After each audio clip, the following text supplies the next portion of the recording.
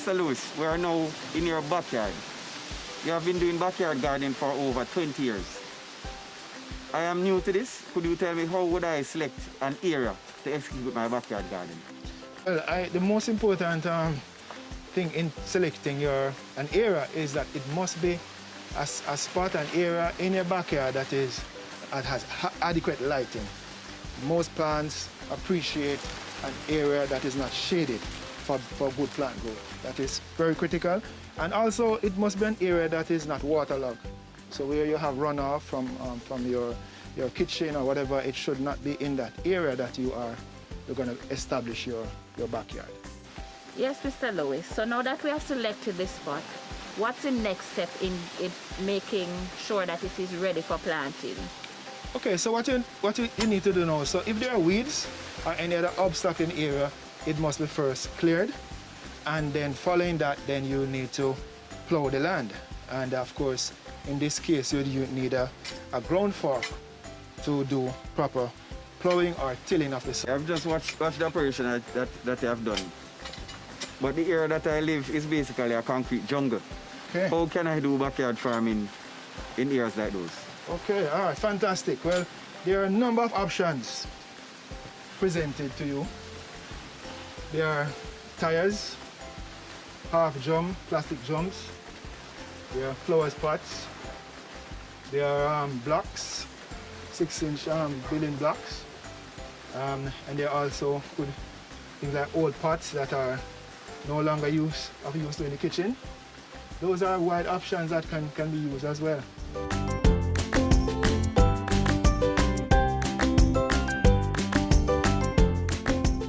I'm looking at this place that you have just prepared. It's about 4 feet long. How many vegetable seedlings could this place possibly hold? All right, so let us focus on, say, pak choy. And we could plant pak choy at roughly 8 inches or thereabout. And this area, I could see, could take about 2 rows here, right? All right, so if this is about 8 inches, could have 2, 4, 6, about 8 or so pak choy seedlings could hold. Mr. Lewis, I realize that you have strategically placed these seedlings here in some form of order and spacing. Could you explain why they are placed like that? Okay, so what we have here is pak choy and lettuce. And as was mentioned earlier, the spacing around about 8 inches or thereabout. And both of these crops they are similar size to an extent, and there are crops that are harvested in a similar time period. So you just want to ensure that it's not too deep, not too shallow, just about the level of which the soil on the seedling was, just a bit above that, and then you just press slightly, not too much, so that you have to close off some of the air pockets.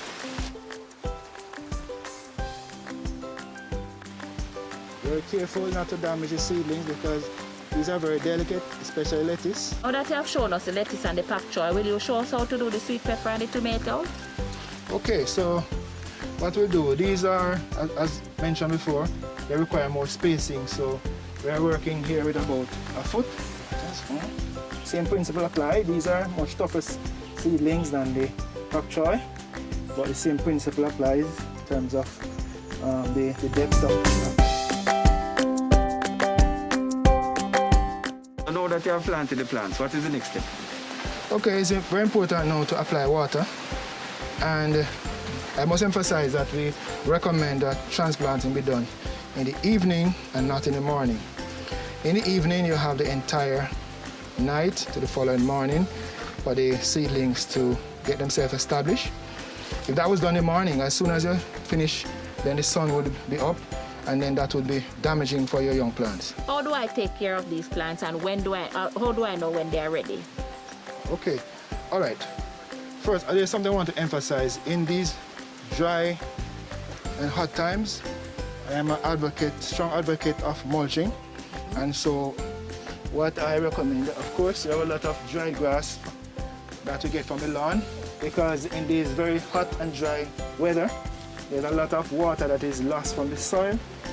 And one of the ways to reduce that loss is by the practice of mulching, which is highly utilized in St. Elizabeth. Of course, the mulch also reduces weed growth, but weeding is also critical, and of course, you just need to just remove your weeds with your hand, to use with your cutlass or a knife. That's why weed control, you don't have to think about chemicals, all right, because it's a backyard. We're trying to reduce the use of chemicals as much as possible. Insects is an issue. There are a number of persons employ methods like use of marigold in your garden, the use of neem, which is sometimes crushed, and the water is used to apply to the plants that would reduce insect activity. But yes, if that's an issue that affects these crops, then you could use things like Caprid, Actara could be utilized for that.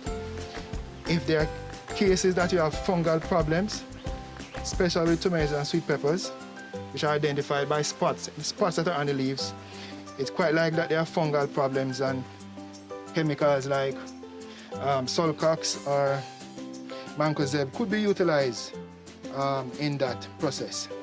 If there are worms, signs of worms, caterpillars, I know ladies don't necessarily like this, but we recommend that they remove them physically as opposed to trying to get rid of them by chemicals. Simply removing worms is a good means of control. Ms. Edwards, Mr. Lewis, we have spent the better part of about an hour together learning about the key aspects of backyard gardening. Backyard gardening can be a very fulfilling and rewarding activity that can help us go through these rough times that the country and the world is going through. Is there any parting message you would like to leave? Well, just to remind that not just a fulfilling exercise, it has showcased some of the intricacies of backyard gardening. You don't have to have land space. You can actually plant in containers or any old containers that you have that is suitable for planting. So it encompasses a wide variety of things that we can do in our own little space. I'm encouraging persons to be patient and to be consistent. So when you're dealing with plants, and there are times you may be looking for germination within a certain time. Maybe you just need to wait another 2 days, and then you will see the seeds popping up. So you need to be patient. You need to be consistent, because if the plants need to be watered every day, and you might miss a day, and worst case 2, then you could lose your plants, especially in these hot and dry weather. So I'm saying again, be patient and be consistent, and that will assist you greatly in your backyard farming. Once again, thank you all, and it was a wonderful day. Thank you, sir. It certainly indeed was.